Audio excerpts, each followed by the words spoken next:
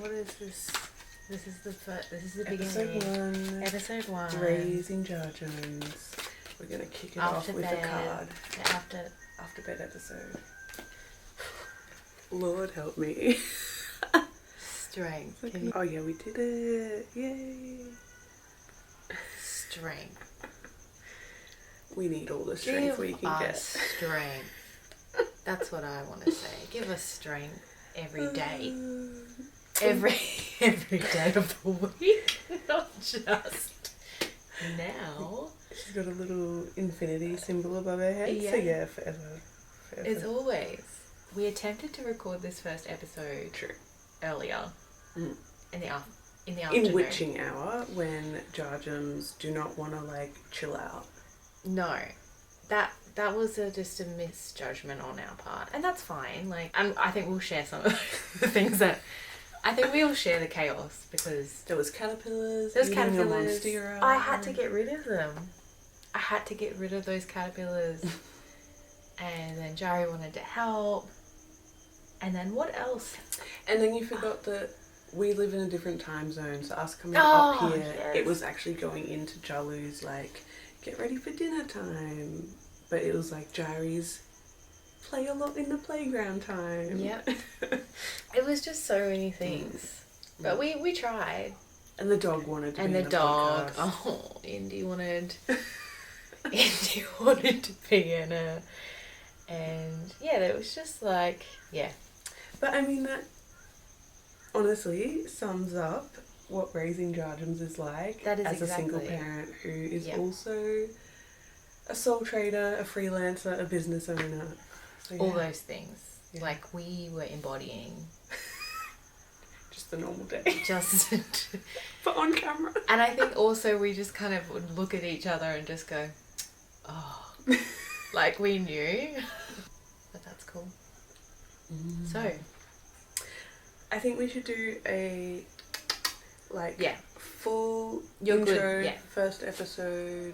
So I'm a life path 5, Joel is a life path 5, we've ticked off the numerology, Linda doesn't know. I'll let you know next episode actually. What about for the astrology babes watching? Astrology babes. Okay. So sun, moon, both Gemini. Love it. Love me. I like to say Gemini. Yep. Because sometimes she'd be gammon. That's okay. And rising is Taurus. Okay. Do you know what your Venus is? My Venus is Aries. Yeah, my Venus is Aries and my Mercury. Mercury, which is communication. Yes, my Mercury is Gemini. Oh. Yeah. A lot of Gemini placements. A lot of Gemini Actually, placement. I remember that in your little circle. Gemini. Yeah, a lot of Gemini placement. But yeah, that Taurus rising just kind of balances me out a bit. It does mean that I do find myself in these wanting to do nothing phases. And I just want to... a homebody. I just want to like be at home and I just don't want to do anything. And I love food. My sister's a Taurus sun, so... yeah. Grew up with that. And Jairi's a Taurus sun. Yes. Yeah. So I love food. I am a comfort eater too, so I think there's all these. But it does level me out, I think. Okay, you. Sun. Yes. Leo. Yes. Which is why we're great friends, because Leos love Geminis. Yes. Rising, Aquarius. Yes. Which is probably why I've been a business owner, sole trader for like going on 10 years. Yeah. Got to be off that beaten track. But I also feel like Geminis get along really well with Aquarius as well. Yeah, air. And also just kind of expansive thoughts. And being able to kind of like... True, because Geminis have lots of thoughts. Yes. And lots of different ideas. Yes. And Aquarius is like daydreaming about big things. Yes. I don't know what Libras do with their lives. I don't know. Okay, and then we've got Moon. My moon is Capricorn, and there is an old wives' tale that your Capricorn sign, your moon... Oh, look, it's after bed, so... yeah. Unhinged. Okay. Mum's unhinged. Old wives' tale that your moon sign is the sun sign of your firstborn. Ah, right. Did I say that? Did I say Yeah, that fully? yeah. Your firstborn's sun sign is your moon sign. Yes. Which was correct for me. It was correct for you, yeah. Yeah. Not correct for me, but my rising is matching with the sun sign. So what does that even mean?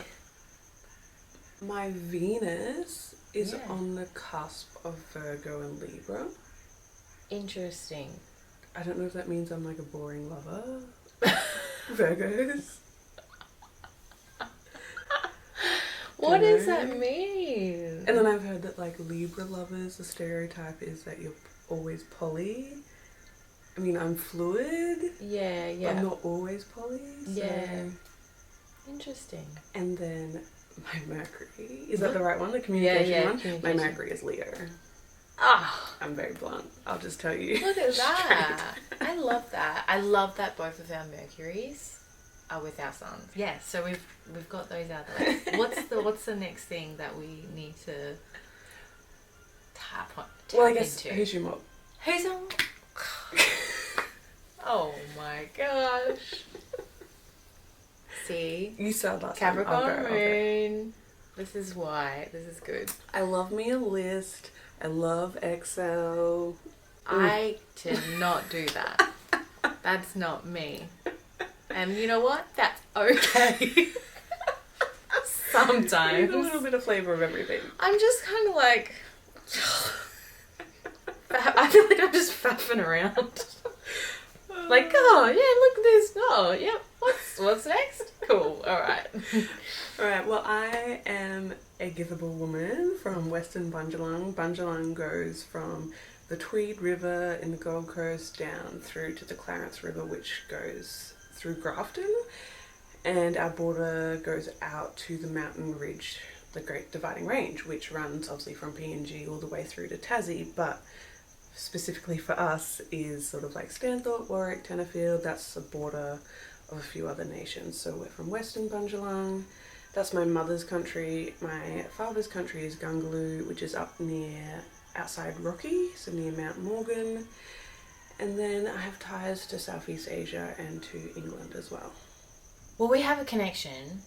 We have connections, which is really awesome. I'm also Githable, and that's on my great grandmother's mother's side. So great grandmother. And she was a Yarri. And so that's my connection as a Githable woman. And we are also Mikamberry Yugambeh. So Yugambeh being the language dialect within Five River Clan. There's like Mananjali, Minyambo, Kumambari. I can't even think. But anyways, Mikamberry. So also known as Spiky Mountain people, out near Christmas Creek.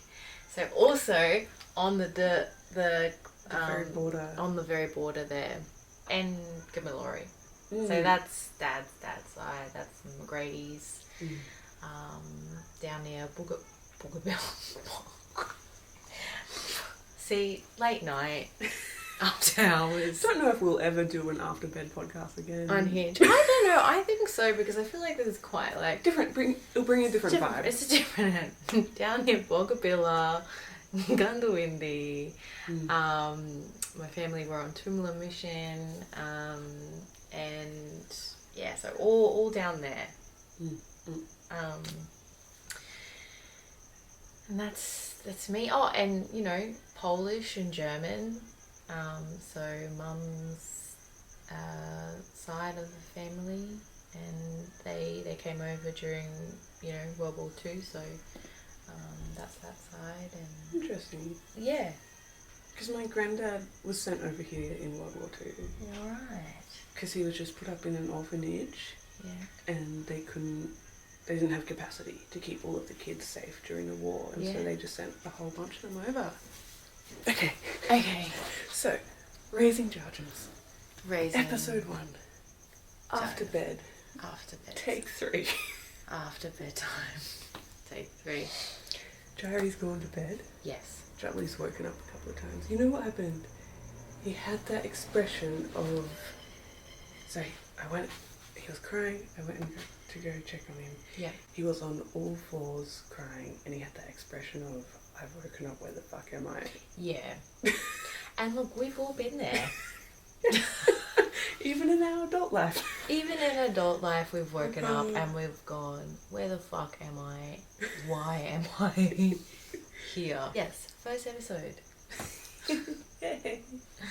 Woohoo! And we've been talking about this so long. I think every conversation we've had, we've gone for like the last 18 months. Yeah, we're like, oh, we should just do a podcast. Mm. But you know, thank you for putting in. I ran into Sean this week, Arts and Rivers. Yes. And said, he's like, oh, what are you doing for a long weekend? And I said, I'm going to go see my cousin, and you know what? We're going to record a podcast. And I said, we've been talking about it for 18 months, like, we already probably speak on the phone for like 3 hours a week, like, let's just turn a camera on. These are yarns that people want to hear, people are talking about. I hope so. I'm just making the assumption. Come on, you want to know. Because you're nosy. You want to know what's happening. I am a big Doris, so, you know. But yeah. So we're doing an identity episode. Identity. We've done our numerology, our astrology, we've done who our mob is. Yeah. Linda. Yes. What's your relationship status? Single. Nada. And ready to mingle or single? Just single. Mm. I think at this point in time, it's a little difficult as a single mother to kind of expand my energy elsewhere and receive other energy. I think there's, you know, not to say that I'm not open to the prospect of it. Like, obviously I'm open, but it's not a thing that I'm focusing. It's not high on your priority list. It's not on my priority list, and yeah, there's many feelings around that. And we can delve into that more. Oh, but yeah, I think we are. You know, all on a very big healing journey as single parents. I think so. I think there's so many layers there. Now you. Also single. And as me and a friend have started saying, we're single and celibate. Wow. So, you know what? Actually, that's so cool. Single and celibate. Good ways. We keep, every time he pops into the gallery, I was like, you still single and celibate? And he's like, hell yeah, I am. Yeah. See? And look, that's great. That's the energy. Also, another one, solitude. Because... In that sentence? Oh, I mean, you could single and celibate. solitude. Celibate, solitude. Is that like a nun or a monk up in the mountains? Okay, so me and my sister, we, you know, have a lot of yarns about, you know, wanting companionship or like, you know, those feelings of loneliness, like these words that are kind of in lack, I feel. Whereas in solitude, it's kind of choosing to sit in that. So interesting, like sort of the positive of that emotion as opposed to the negative. Yes. Because would you choose the label loneliness? No. Neither would I. Well, I'm trying to move away from it. Well, see, because I think I have had that mentality. But you haven't actually felt it, or you have in the past? I think in the past there has been some. I think once going through a healing journey, coming away from partnership, there does feel a lack of. There's the lack of intimacy, and also kind of going through the journey of parenthood alone. That isn't something that was what I thought it was going to be. So therefore there were these feelings of loneliness in that kind of journey, and a lack there, and with lots of therapy, and just I guess a lot of kind of pivoting my thought process. I have come to this feeling of, no, I am not lonely in this journey. I am abundant with the community, because that's been a huge part of building who I am. It's building that community up now, as opposed to just one person and that one partnership, because there are so many people that I yarn with, and you know, our connection, and other single mothers too, that we're able to kind of create this space that we are in this together. But yeah, a big thing for me has been just going, no, I'm in solitude. Just switching the mentality. And I'm here, and being in solitude is okay. Because that's one thing that I had been asked a lot in the single parent realm is, do you feel lonely? And my answer was never yes. And I think because I've always been single in my parenting journey, that like I've never felt that loneliness. And because my relationship prior to parenthood was a healing relationship, and when I exited that relationship, I was actually in a very secure place, and we'd learned to have secure attachments together, so I was already at a good position in my life and in my romantic partnerships. That's not to say that there was stuff that came up with the baby daddy, but as a whole, my baseline was I was already secure. We had yarns, and you were already saying, I'm going to have a child. I'm going to look for a sperm donor. Exactly. That was on the cards. Yes. And then we just got a spirit baby anyway. Yeah, exactly. A free sperm donor. Yeah, and that's... What more could you ask for? And see, that's so beautiful. Yeah, we were already in this... Yeah, in that space. In that space of, I'm going to do this, you know, not necessarily in partnership with someone. But yeah, I think for me, that was definitely my thought process, and trying to kind of rewire that in my brain. Solitude. So, nice. Single, celibate, solitude. There we go. 3 words. Single, celibate, solitude. Single, celibate. That's going to be your next single that you drop. I just had this thought then, and I was like, what is the melody? That should lead us into, what's your career? Freelance.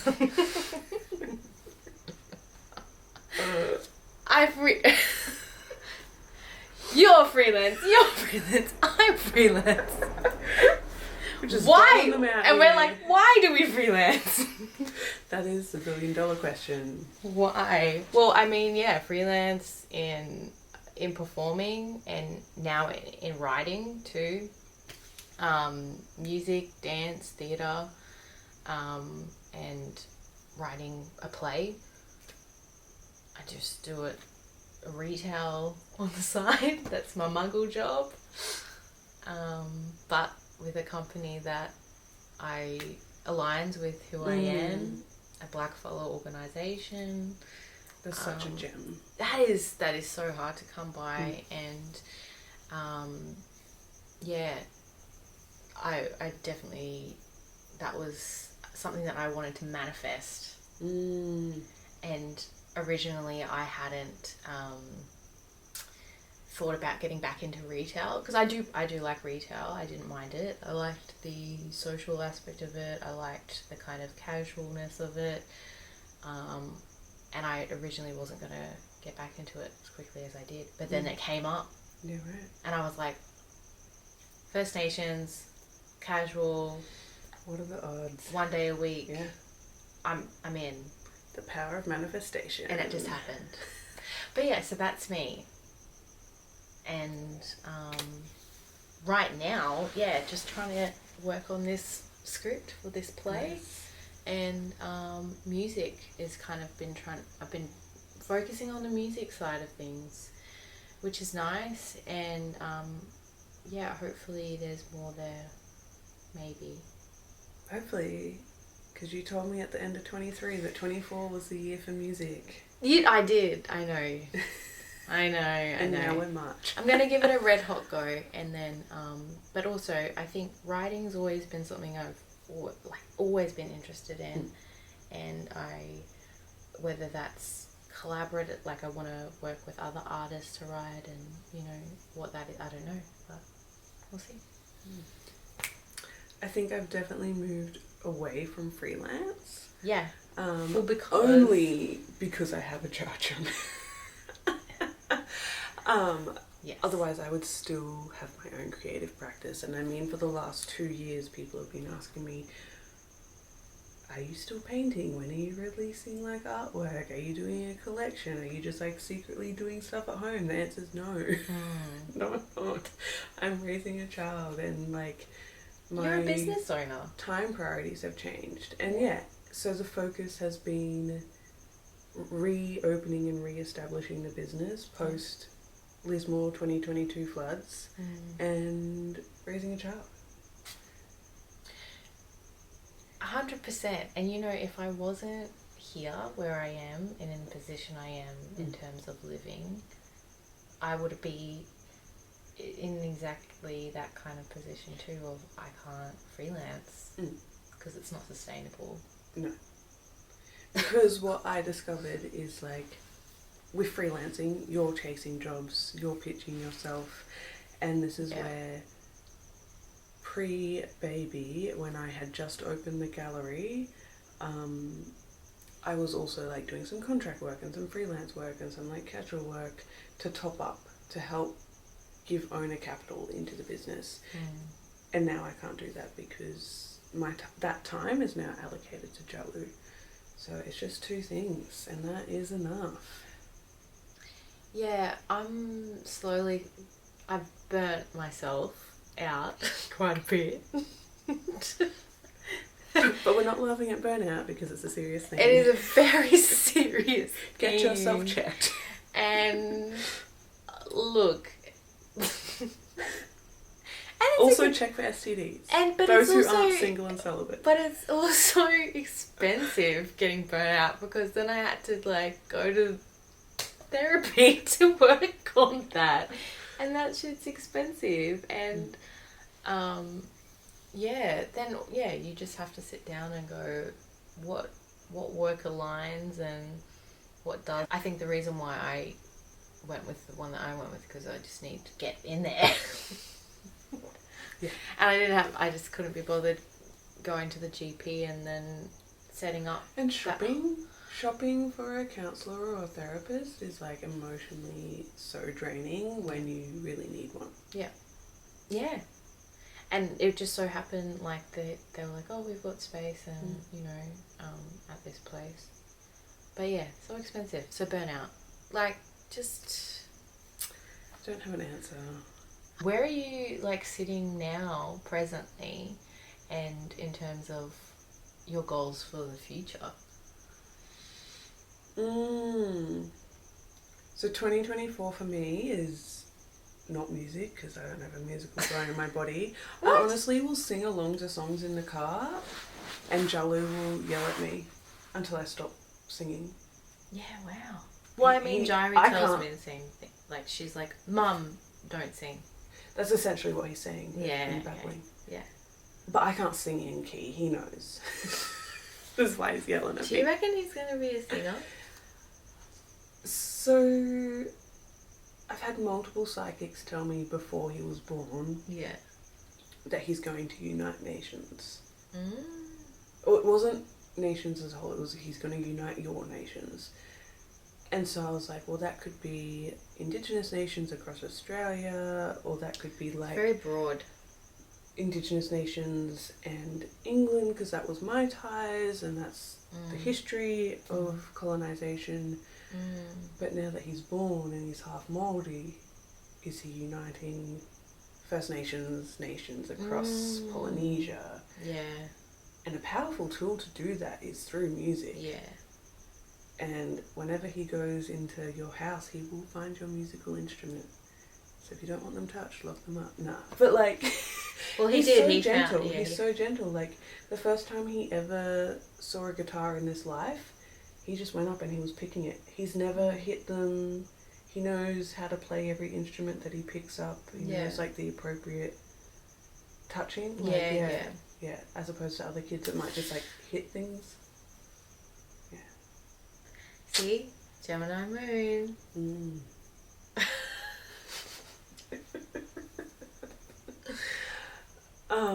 My goals for this year. Yes. Is grant writing. Right. So I want to write 9 grants in 6 months. I've written 2, and I started February. So we're in March. I just realised right now that I was supposed to write a 3rd, but I think it's due tomorrow, so that's gone. So then, how many grants is that now? What? Because I'll still have like 7 left. Okay. But I'll have, what's that, 4.5 months still. I mean, grant writing is... And it's not necessarily the writing, it's also like the waiting. There was just a very weird gap after the February grant where there was no like grants that suited us in March. Yeah. And I've seen some that are due to open in April that are relevant to us, and I think it's a full-time job also checking like the different sites, and like I've found other sites that offer grants like since then, and you're always finding new spaces. And then there's also like going down the route of like auspicing. Yeah. So that's if I find a grant that's very relevant that I know we want, then I will then go find an auspice, but that's also extra paperwork, and you lose out on some of that money. But yeah. Well, that's why so many people would just get a grant writer, someone who, you know, and then pay them. But it's been interesting because pre-flood and pre-COVID, I don't know about during COVID, I know grant writers who are happy to just take the commission, whereas post-flood people want an upfront fee plus the commission, which I totally understand. We're all in recovery. Yeah. But I don't have the upfront fee. So now... Yeah, so I'm just writing them. You're the grant writer. Yeah. And also, I'll just use it as like, say we get 4 grants in and they all come back negative. Then I might just be like, okay, we'll just spend a bit of money. Yeah. I'll find it and pay a grant writer to write the last few so that they can come through. Yeah. But I mean, if they come through, then it's like, well, fuck it, I'll keep writing until the bigger ones come, and then happily pay someone. I think I've been a bit burnt with the grant thing, in that, you know, you're putting in that energy and that time, and obviously not having a lot of time and energy, so it is quite like intense. That's why I gave myself 6 months. And see, I think if you're focusing on that, but I think if you're like doing all this other stuff and juggling, and then you're like, oh, and I've got this grant that I've got to do, and then you've put... That's why I've forgotten about this Sunday. Because I've had like some other project come up that I've said yes to. Yeah. And the whole test of this year is I told the universe, I'm just writing grants. This year is the year for grants and Jalu. And there's some things, and I did say there will be some exceptions to the rules, but I didn't set parameters around what those exceptions would be. And not that I've had 10 things, but statistically 9 out of 10 things that have happened this year have felt so awful in my body. And there we go. That's exactly... And they're taking up too much space in my subconscious. I wake up thinking about them when I should be thinking about grants. Such a weird... I never imagined I would say... I'm going to wake up. That did not just come out of my mouth. You've just woken up. Jalu, ready to do some grants. Grants. Drinking your coffee. Grants. Grants, grants, grants. My next partner cannot be called Grant.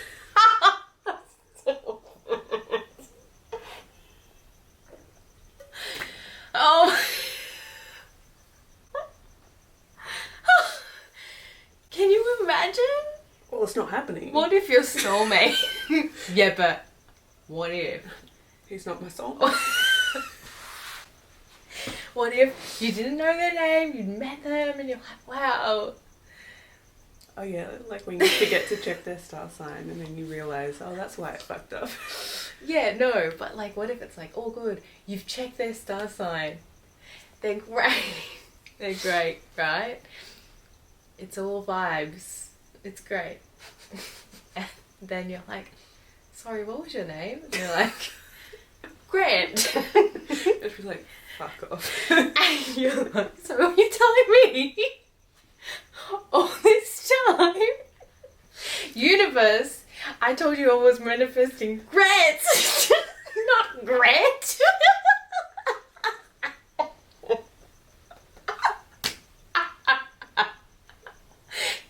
They were like, they took it literally too. They were like, oh, Grant, okay. There you go. Yeah. What I if? have to be careful. Set those parameters. Be clear on the grants. Yeah. I mean, that's where it's fucked me up because I'm such a specific manifester that the times I haven't been specific, Yeah. it's what's fucked me up. What's your process on your manifestation? Like, how do you go about that? Because for me, I find, so when you know how I just said about the retail job that I manifested, that I wasn't very intentional on that. It was very much like on the side here that I was like, oh yeah, I'd love to get in retail again, that'd be really good. But was it an easy feeling? Yeah. Yeah. Mine's always feeling. So I know I have to be a specific manifester where I have to have like a long list. Because otherwise, because I always get everything on the list. Fucking Leo energy. You got the Leo. But it has to be feeling. So I cannot write that list until I have like this strong, like, okay, I'm sitting in my power when it comes to this specific thing. So I can daydream for like, it could be like a day or it could be like months. And then once that feeling is overcoming and I know I just have to like write it down or get it out or like really like draw it or something, that's when I know that I'm like completely aligned with what I've been like subconsciously daydreaming about for a while. Right. Yeah. Okay. I feel a bit all over the place with mine, but yeah, that sounds really good. Because I feel like sometimes when I've written things down, and even and I'm like, oh no, like I feel like this is easy, or you know what I mean. It like has an opposite effect. Right. Interesting. Yeah, I don't know what that is. We can unpack that more at another time. Think about it. But like, because my example is that I drove today and like that's why my hip is like doesn't want to sit cross-legged, but then it doesn't want to sit straight. yeah, well that's why I was just like, this is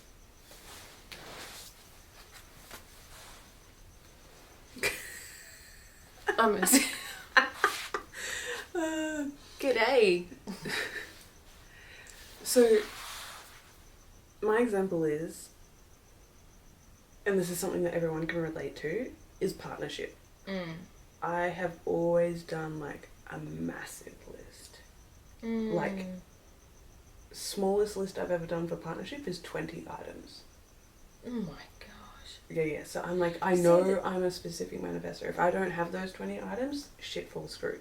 So like, all my first partnerships that were healthy and actually lasted, they matched that. Yeah. And then I realised, oh, this list no longer serves me because now I'm older and I'm in a different chapter, or I have different needs, or I have different trauma or experiences now that I need different needs met. And then when I've gone into partnership with someone, even if it's like short term, and they haven't met 100% of my list, it's ended up really tumultuous and really yucky and not worked out. So I have to meet 100% on that list, and I can't like make allowances. And then like there was a point where this is where now, as I've reached this next chapter, I have to match feeling with it as well when I write that list. Because when I, like I said, had left my last partnership and was in my power of, I'm ready to find a sperm donor, I'm ready to just do it by myself, we're going to go into this chapter. I remember meeting one of my friends now, who's been good friends for a couple of years, for the first time. And it was just after the flood had happened, and we were down at the flood hub, and so it was one of my older friends introduced them to me, and they were like, oh, by the way, like, are you single at the moment? I heard a rumor that, like, you're single. And I was like, yeah. And they were like, oh, well, what are you looking for in your next partnership? And obviously I was fresh out of a relationship. I wasn't looking for partnership, but I was in my power because I left that relationship secure. Yeah. Because it was a healthy parting. And I just joked to them. I said, oh, my next partner's got to be Indigenous, ready for kids, and a fire sign. My problem is, because I was in my feelings of power, those words went straight out into the universe. And so that's what the baby daddy is. But there you go. It wasn't relationship material, because I hadn't sat down and said, this is what I want in my partnership. And because I was busy calling in a child, it just took those items, and it wasn't a healthy relationship that's going to be a partnership to raise children with. Damn. So my current list is an A4 page and a half. Oh my gosh. And here I am prepared. This is something I prepared earlier. And you're just going to recite it all to the camera. Oh my God. This is my Capricorn microphone. That is exactly it. Yeah. Holy heck. No, but that is exactly it. And I find that so fascinating. And like, I don't know if that's how, I don't know. And the thing is, what I'm discovering as for me personally, I know it works for you, obviously. And as we dive into different people in the manifestation realm, everyone's blueprint is like slightly different. Yeah. And so like, what's going to work for someone else isn't necessarily going to work for you, and that's the bullshit part. Yeah, because I think for me it's like, when I've not totally cared about something, it usually happens. Now, or there's that knowing and that clear going, oh, well, this will happen, and you know, I think that's hard, because then there's obviously things that I'm like, oh, I really want this to happen. But maybe you're a non-specific manifestor. I think so. I really think so. Well, I mean, I can manifest. I I can manifest a car spot. Oh yeah, me too. All the time. Yeah. Anywhere. Like anywhere. Anytime. I'll go, yeah. Right at like the entry of the shops or something. Oh my God. So this one time, me and Kia, sorry Kia for mentioning you, it's my sister. Not a car. Not the car. It was like a Boxing Day sales. We went to Indooroopilly shopping centre. Now that shopping centre is like shittiest car park, like trying to get a park. Kia was like, oh, Linda, just go outside and we'll walk in. And I was like, no, we'll get a park. We got that car park right in front of the entry. Oosh. I shit you not. That is it. And she just looked at me and I was like, I told you. You know, like, it's always gonna happen. So like, there's these things that, like, those small things those small things is like what helps you build that trust muscle. Yeah, the practice. The practice. Practical exams. I know. We went out in Byron over the summer holidays, and went out with a friend, and we'd driven separately because we were coming from different places, and we were going to meet at Watergoes, and this beach has no parks. It's like a few at the front, and then it's all like houses and stuff. And when I left the home in the morning, I said, I want to park for both me and my friends, and if you feel like it, you can give us a spare one just in case. Went around, and then also like walking distance as well, like it's hilly, and as soon as you do the loop around, you're just back down the hill. Came around, there's one laneway up to some houses, it's a little cul-de-sac, and I was like, I'm just going to drive up there. Like, there's no one walking, so I can't see anyone going to their car. Drove up there. As I got halfway up, a car pulled out left, I pulled in. As I pulled in, the second car came out. There was cars going past this cul-de-sac, and I was like, one of them is just going to see this and take the park. I rang my friend, and I was like, hey, how far away are you? Like, I think there's a park on the cul-de-sac, and they're like, oh, I don't know which street that is, I can't remember the street names. And then I saw this car came, I didn't know what car they were driving, but I waved at it, and it was them, and they came up and they got that park.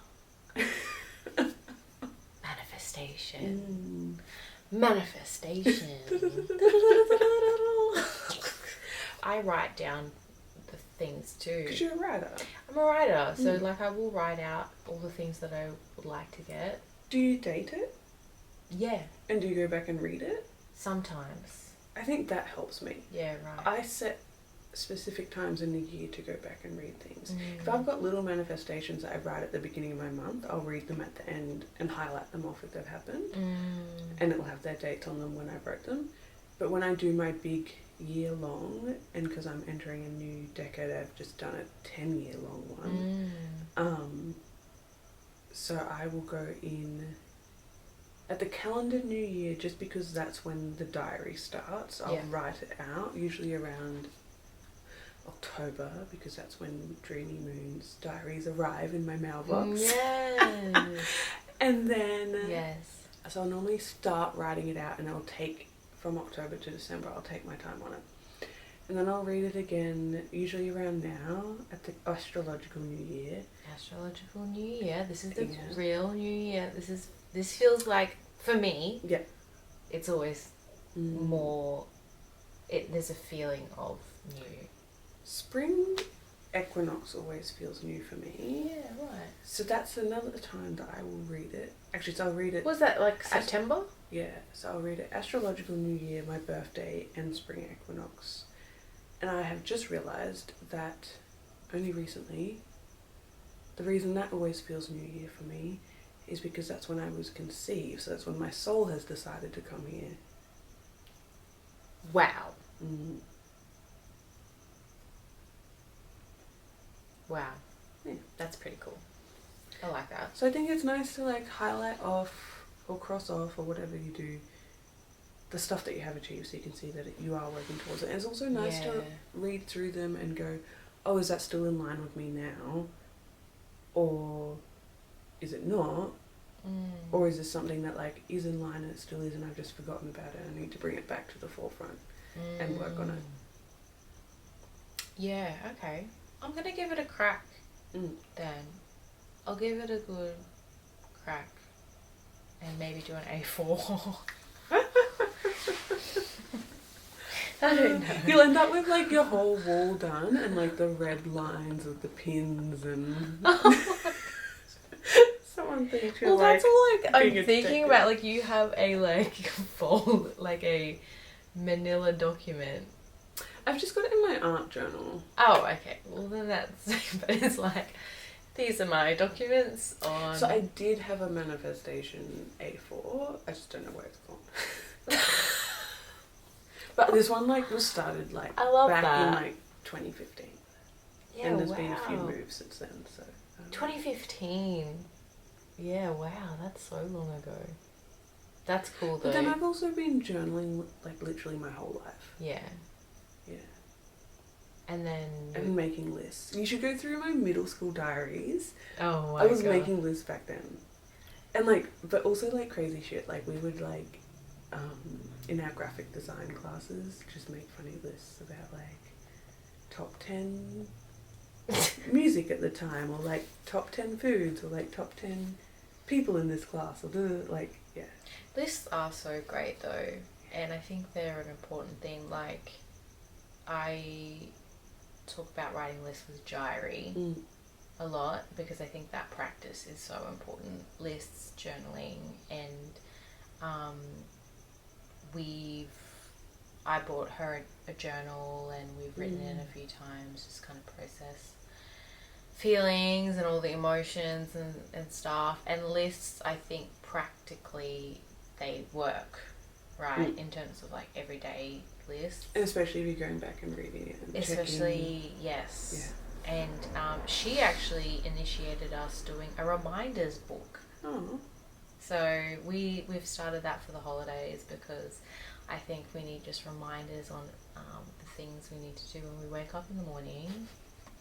And, you know, just simple things. Brush your teeth, get changed. But I think that if you're beginning that practice and then you're able to implement that into later on in life to then your goals and how you manifest things or how you are calling in those things, like that's a grounding practice to start with your Jarjums. Yep. Because that's what we're doing. We're raising Jarjums.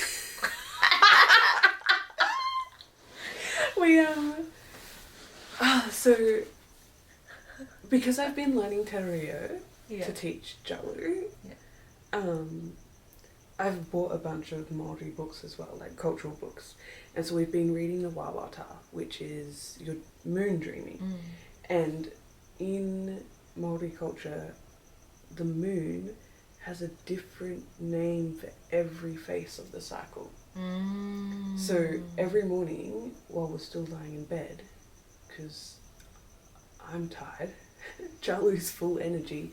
I pre-baby I was full energy as soon as I woke up. But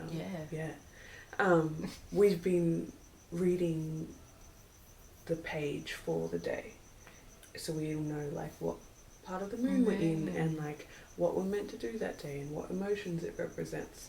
And so now, like, because we read it all of last moon cycle, and so now we're in the second month of rereading the book. It's so funny though, the days that we missed last month we missed also this month, which is interesting. Don't know what happens on those days. Don't know. One day we'll read them. You'll find out. Interesting. But it means every morning Jalu will go get the book and he'll bring it ready to read. Yep. Yeah. And then last week, because I also do my planning on Sunday and some journaling as well, and also like writing down like, oh, what has Jalu achieved this week, or like what's he learned, or what's something funny that he did. This week I asked him actually in the morning, I said, do you want to do some vision boarding with me? And so I got out my art journal and was writing stuff down, and we've got our friend's iPad and he went and grabbed it and like opened it up, and he opened up notes and was just like tapping away and brought up the keyboard. And so it ended up like as he was typing, I don't know, he could have typed it correctly, but it might have just auto-corrected. But I looked over and he had written out, I am so free. That is beautiful. Yeah. That is so beautiful. So to be calling that in your life as a little brown baby. That is huge. Yeah.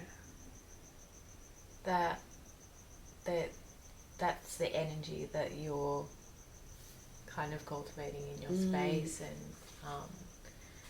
that he's feeling that. That's beautiful. For our LGBTQIA fam, how do you identify? So this has been such a journey.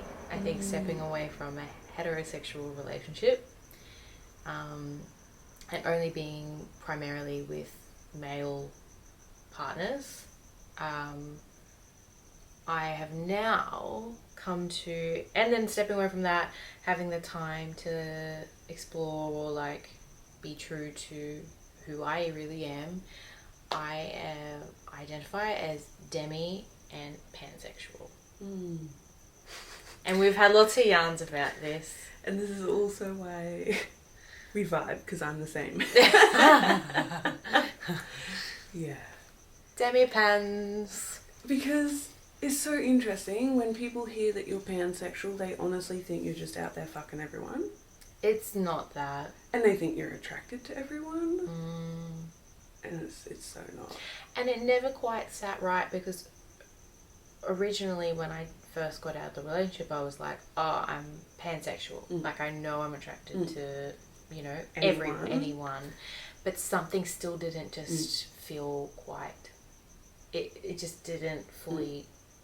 Yeah, because then the more people you meet, the more, you know, interactions you have with others, you go, oh, people are just kind of getting together physically and are just having this physical attraction and just kind of going with that.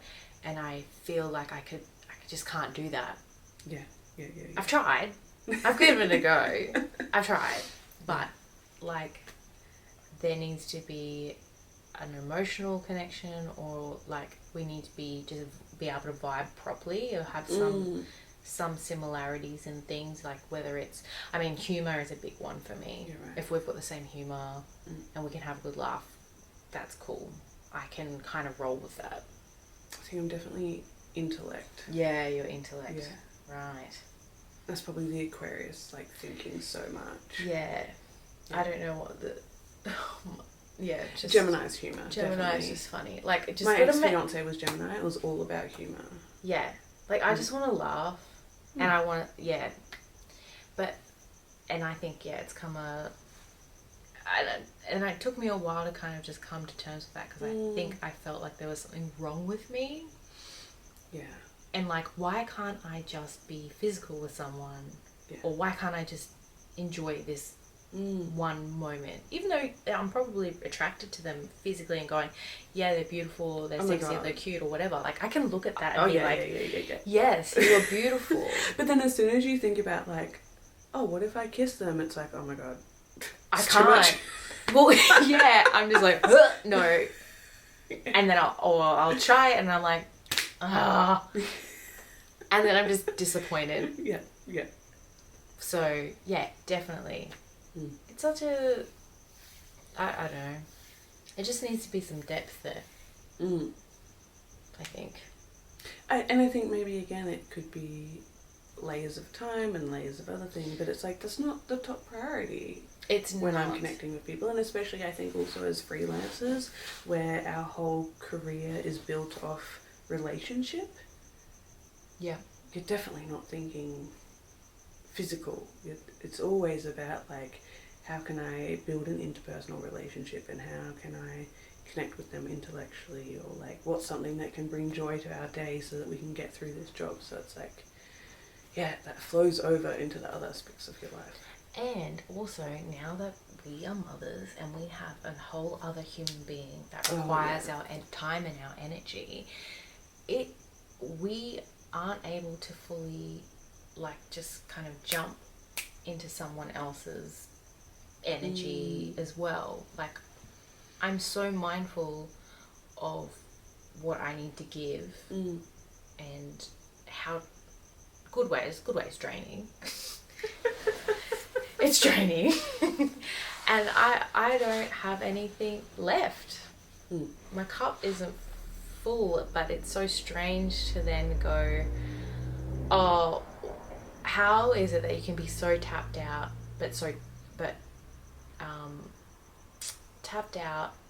but need physical touch, but not from your child as well. And then it's so frustrating when you know you can't be physical quickly because you need to have an emotional connection. It's a terrible cycle. It's a terrible cycle, and that's been a really, like, I found it really hard the last few months, actually, kind of not doing anything, but going, oh, I just want to be physical, but I can't. Yeah. I think I go through waves. Yeah, and it's definitely waves. Since being a parent, it's a whole different cycle. Yeah. Yeah. Because you have the time management there is a whole other ball game. It was really nice last year. I set my cap because I had 3 terrible dating experiences. And so then I just took it off the cards, and it was a really beautiful second half of the year. But I set no intentions for this year, and so it's felt a little bit chaotic. And not that I have like gone towards anything too much, but it's just like that. It's like now I'm in murky water because I don't know what my intention is. Yeah. So you need to write down. But I'm not in my feeling yet, so I don't know. Yeah, you can't. Yeah, that's true. You're not in the feeling. And the healer that I saw this year was like, your next long-term partner isn't coming in until you're like closer to your mid-30s. But she said to me, you still need to date people before then to heal old wounds. But you know, even thinking about that for me, it makes me really like, oh, no. Because it's like, on one hand, my ego is just like, fuck, why don't I just swear off and like wait till the partner comes in? But like, I will have to go through those lessons to be able to get to that partner. And also like, I'm okay with knowing, because I also know that no one is forever. Yeah. And not in a pessimistic way, but I'm just like, I know that like some relationships are meant to just be. Well, they all serve their purpose. But that's bringing beautiful Jarjums into our life. Yes, yeah. And I think there's all learning in it. You fuck around and find out. Because that should be the key phrase. Catchphrase? That's my. Last year that was actually my kind of. Fuck around and find out. I did fuck around and find out. We both did in the beginning of the year. We really did. Look, and it was awful. It was a chaotic year. Okay, so like, fuck around and find out with caution. Yeah, when I say chaotic for this year, I don't mean chaotic like last year. No, it's a different... Murky. It's murky. I think that's a really good... Because I think there is momentum, but it kind of feels like there's momentum, but also I feel like I want to slow down. I've been getting signs. What's the sign? That someone's coming. Ah, yeah. And it shits me off. Is it like... Is this the pre-dating to the one? Just signs that even like known, because I haven't even gone on any dates. I asked out one person this year, that's it. Didn't go anywhere. So my sister called it something, acute meet. I'd never heard of the term. I don't watch enough rom-coms. What? Acute meet is the part in the story where the person meets their love interest, but like just bumps into them like at a bookstore. Oh my gosh. And then they go their separate ways and they come back. Oh. I've had so many cute meets this year, it's not funny. Oh. And they've all been like on my tick list, but then it's like they live in another country, they already have a partner, they're like just got into a relationship. So it's like these signs, it's coming. You know what it kind of feels like? What was that show? How I Met Your Mother? Oh. But see, I'm a sucker for romantic... like, I will binge watch a season because I'm like living vicariously through that. Because it's not happening here. Recommendations. Okay. Single Parents, the TV show. Oh, I don't know if I've watched that. See, I got excited. I was like, what? But then you said Single Parents, the TV show, and I was like, oh. No, because when it comes to these rom-coms, they're all like coupled up, or they're all like white people or whatever. Yeah. Single Parents is diverse. There's, multicultural. There's different dynamics. There's co-parenting. There's obviously, they all start out as single parents. There's different age things. What's this on Netflix? You know what? I don't know. Okay. It wasn't Netflix, though. Okay, Because so I had should to I just make Google another it? account. I'm gonna say it was Stan, Oh, okay, got Stan. but don't quote me. Single Parents. Yeah, they only did 2 seasons and then they got cut. And it was like Canadian, so it was actually good. It's not like American. Oh, okay, cool. Yeah. Alright. Yeah. Okay. Because I watched New Girl so many times. Oh, New Girl. In my early 20s because I live vicariously through that. But it's no longer relevant to me. And even the jokes now are just like very outdated. Yeah. And there's no touching on like anything that we're going through. So Single Parents is a new thing that I'm going to binge for the rest of my 30s. But sadly there's only 2 seasons. So the one that I binge watched on Stan was Bump. She's in high school though, isn't she? She's in high school, right? But the second season, not in high school. Okay. So they're out. But is she 20? She's still young, but they separate. And so that's like in the future? Yeah. And so then they're co-parenting, and so around all of that, there was that kind of so that's dynamic. nice for you. Yeah, it was kind of, I mean, I felt emotional watching it, but then they got together back, like in the 3rd season, and then they got married, and it was like, oh, that's really nice, you know. So there was like these things, but yeah, nice. I binge watched that one. We're gonna do an outro because it says 1%. Or we just cut, just finish. Okay, thanks for listening. Gammon. Gammon I. I don't know what to do for outros. This is an outro.